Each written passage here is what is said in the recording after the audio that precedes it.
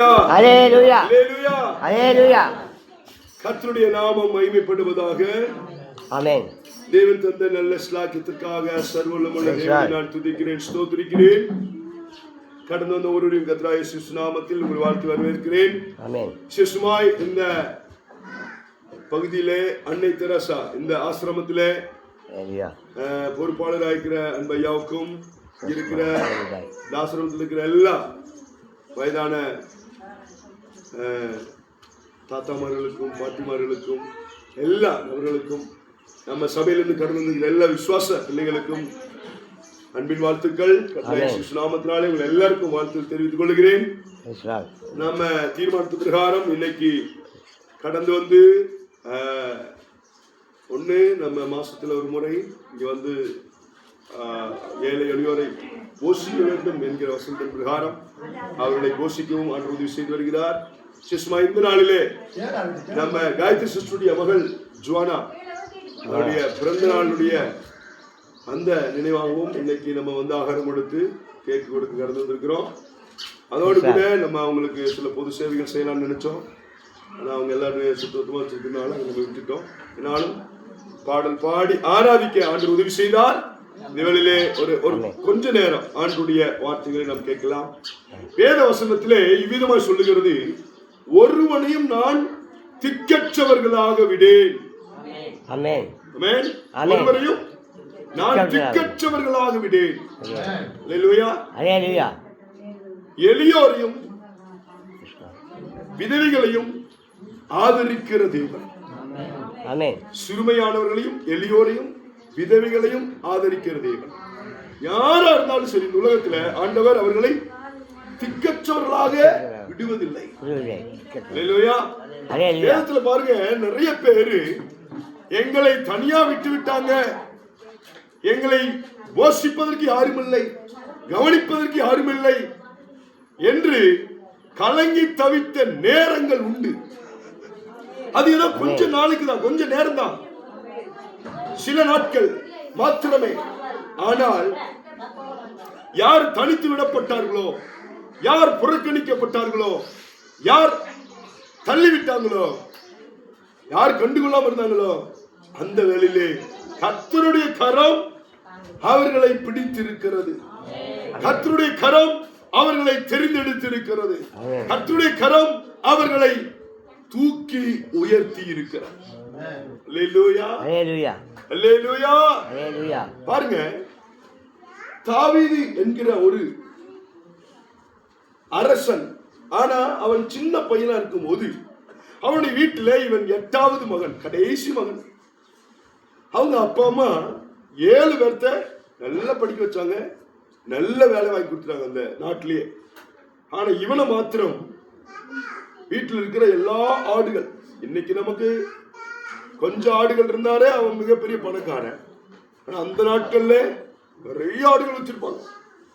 அந்த ஆடுகளை வீட்டுக்கெல்லாம் ஓட்டிட்டு வர மாட்டாங்க, காட்டிலேயே அடைச்சிருவாங்க. காட்டிலேயே மேய்ச்சி காட்டிலேயே அடைச்சுக்கணும், அங்கேயே இருந்து கவனிச்சுக்கணும்.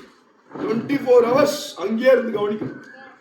அந்த ஆடு மேய்க்கிற வேலைக்கு அவங்க அப்பா அம்மா இவனை நினைச்சுட்டாங்க, விட்டுட்டாங்க. 24 மணி நேரம் காட்டிலேயே தங்கணும், காட்டிலேயே ஆடுகளை பாதுகாக்கணும். அங்க சிங்கம் வரும், கரடி வரும், கொடிய விலங்குகள் வரும், எல்லாம் வரும். பாருங்க, அப்பா அம்மா சொந்த மகனை மறந்தாச்சு, ஒதுக்கி வச்சிட்டாங்க, கைவிட்டுட்டாங்க. ஆனா தாவீது என்ன சொல்றாரு தெரியுங்களா? என் தகப்பனும் தாயும் என்னை கைவிட்டாலும் கர்த்தர் என்னை சேர்த்துக் கொள்வார். ஏன் அப்படி சொல்றாரு தெரியுங்களா? பாருங்க, அவங்க அப்பா மறந்தாச்சு, ஒதுக்கி வச்சிட்டாங்க, கைவிட்டாங்க. ஆனா தனக்கு கொடுக்கப்பட்ட வேலை என்னவோ ஆடு மேய்க்கிற வேலை, அங்கே இருந்தாலும் அந்த வேலைக்கு உண்மையா இருந்தா, வேலைக்கு பாத்திரமான இருந்தா, கரெக்டா செஞ்சா, தன் ஆடுகளை கொஞ்சம் கூட கரடிக்கோ சிங்கத்துக்கோ விட்டு கொடுக்கல. கண்ணு கருத்துமா வேலையில் இருந்தா. அது மாத்திரமல்ல, அந்த வேலையெல்லாம் செஞ்சு முடிச்சவருக்கு தனக்கு எப்பப்பெல்லாம் நேரம் கிடைக்குமோ ஆண்டவரை துதித்துக் கொண்டே இருந்தான், ஸ்தோத்திரித்துக் கொண்டே இருந்தான், ஆராதித்துக் கொண்டே இருந்தான், ஜெபம் பண்ணிக் கொண்டே இருந்தான், தியானித்துக் கொண்டே இருந்தான், ஆண்டவரை மகிமைப்படுத்திக் கொண்டே இருந்தான். இதெல்லாம் பாருங்க, வேலையோடு கூட இது எல்லாம் செஞ்சுட்டே இருந்ததுனால யார் மறந்தாங்களோ, யார் ஒதுக்கி வச்சாங்களோ, யார் கைவிட்டாங்களோ, அதே தகப்பன், தாய், சொந்த பந்தம், உலக ஜனங்கள், நாட்டுக்காரர், உலக எல்லா நபர்களுக்கு முன்பாக காட்டில் இருந்த அவனை அழைத்து கொண்டு வந்து எல்லாருக்கும் முன்னாடி அபிஷேகம் பண்ணி அந்த நாட்டுக்கு ராஜாவாய் ஆண்டவர் உயர்த்துகிறார்.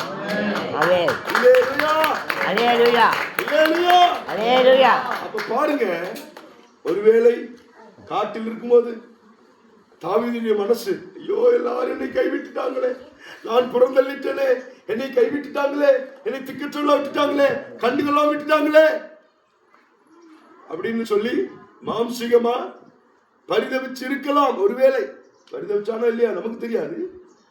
ஆனா அப்பா அம்மா கொடுத்த வேலையிலே கரெக்டா இருந்தா, அது போக ஆண்டவரிடத்துல நல்ல ஒரு பந்தம், நல்ல ஒரு உறவு, நல்ல ஒரு ஐக்கியம் வைத்திருந்தபடியினால், அதனால அந்த வார்த்தை சொல்றான், தகப்பனும் தாயும் என்னை கைவிட்டாலும் கர்த்தர் என்னை சேர்த்துக் கொள்வார். உண்மையான நல்ல ஒரு பந்தம், உறவு வச்சிருந்தனால ஏற்ற வேலையில காட்டில் இருந்த அவனை அழைத்து கொண்டு வந்து அப்பா அம்மா முன்னாடி, சொந்த சகோதரர் முன்னாடி அபிஷேகம் பண்ணி நாட்டுக்கு ராஜாவாய் ஆண்டவர் உயர்த்துகிறார்.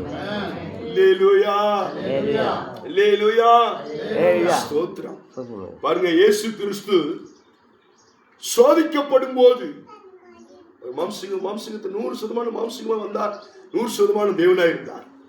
அவர் சோதிக்கப்படும் போது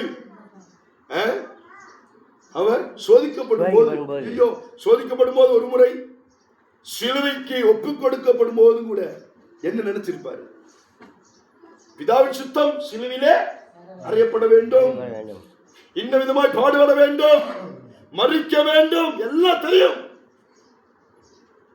ஆனாலும் தேவன் செஞ்சார், தன்னுடைய சொந்த குமாரனை தேவ தூதர்கள் அனுப்பி, சோதிக்கப்படும் போது தேவ தூதர்களை அனுப்பி என்ன செஞ்சாருங்க? பணிவிடை செய்து ஆசுவாசப்படுத்தினார்.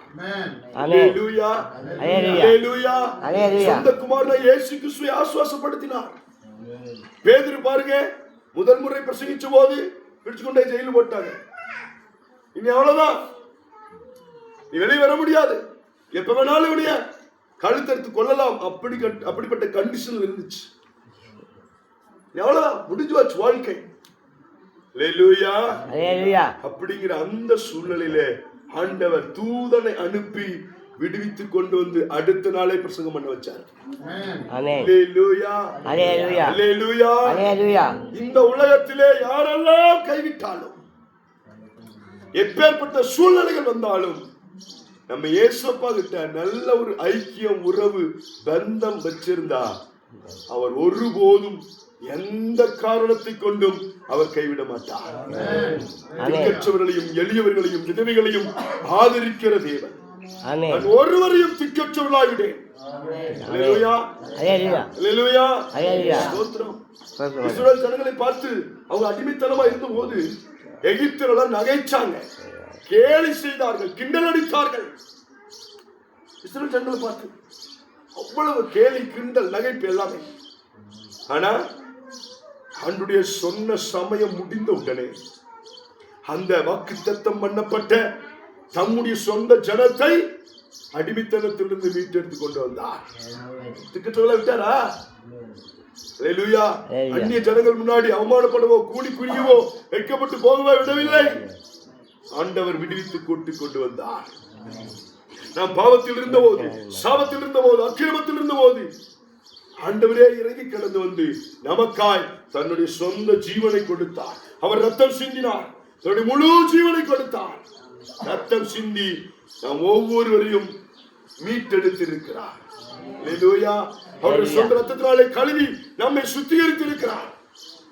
நீங்க நம்ம முழு இதயத்தோடு, முழு ஆத்மாவோடு கூட அவரை ஏற்றுக்கொண்டு அவருடைய பாதத்திலே நல்ல ஒரு ஐக்கியம், நல்ல ஒரு உறவு, நல்ல ஒரு பந்தம் நம்ம வச்சிருந்தா கடைசி வரை அவர் சொல்லுகிற வாக்கு தத்தம், நான் உங்களை திக்கற்றவர்களாக விட்டேன். தகப்பனும் தாயும் கைவிட்டார்கள், பிள்ளைகள் உங்களை கைவிட்டாலும், உடைய சொந்த பந்துகள், கூட பிறப்புகள், இனஜன பந்துக்கள் எல்லாரும் கைவிட்டாலும் கைவிடாத ஒரு நேசர் உண்டு. நம்மை என்னென்றைக்கும் காத்து வழிநடத்துகிற நல்ல தேவன் உண்டு. அந்த தேவனிடத்திலே நல்ல ஒரு ஐக்கியம், நல்ல உறவு நாம் வைப்போம். கர்த்தர் வார்த்தைகளால் எல்லாரையும் ஆசீர்வதிப்பாராக. ஆமென்.